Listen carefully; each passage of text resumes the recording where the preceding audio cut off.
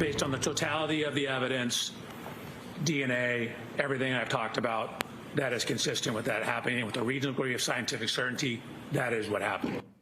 Well, stunning testimony today in Karen Read's murder retrial. An accident reconstructionist called by the prosecution said on the stand that Read struck John O'Keefe with her SUV. Now, his testimony was quickly stricken from the record by Judge Beverly Cannoni. Now, Dr. Judson Welcher is expected to be the prosecution's final witness before it rests. The prosecution is hoping his testimony will help convince the jury that Read did, in fact, hit O'Keefe. Our NBC 10's John Baroni joining us live from Dedham with the very latest from the courtroom. John.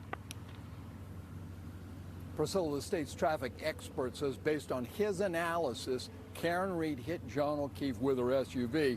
That is something that she vehemently denies. You have this jump in engine RPMs and a very dramatic jump in the reported speed of the vehicle. An accident reconstruction expert and key witness for the state says Karen Read's SUV was traveling in reverse at more than 23 miles per hour when Norfolk County prosecutors say she hit John O'Keefe. Up here, she's on the brake. Down here, she's not on the brake. And so she's not on the brake and at 74% throttle. Do you recall that at all, Karen? No, because it didn't happen. The 45-year-old has pleaded not guilty to hitting her boyfriend with her vehicle and leaving him to die in a blizzard. Judson Welcher looked at data from Read's SUV as well as O'Keefe's phone to pinpoint the time of the incident. He acknowledged the clock in O'Keefe's phone was moved ahead 21 to 29 seconds to sync up with the clock in the SUV. It matches the window of the cell phone data for Mr. O'Keefe that puts it in front of 34 Fairview. Read bumped O'Keefe's SUV in his driveway. The defense says that's when her taillight cracked. Welcher says his analysis using lasers doesn't show that. That impact did not break or crack that taillight.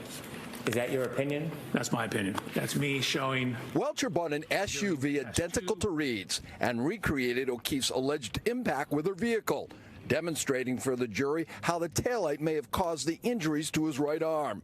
He also used a crash test dummy to show how O'Keefe may have fallen backwards and hit his head. He backed up into himself at 2.2 or something miles per hour, so he tried to dress identically to John, but didn't do anything else to mimic what the Commonwealth is accusing me of. Now the state's traffic expert will be back on the stand tomorrow. It should be another long day for him because cross-examination hasn't even started yet. Well,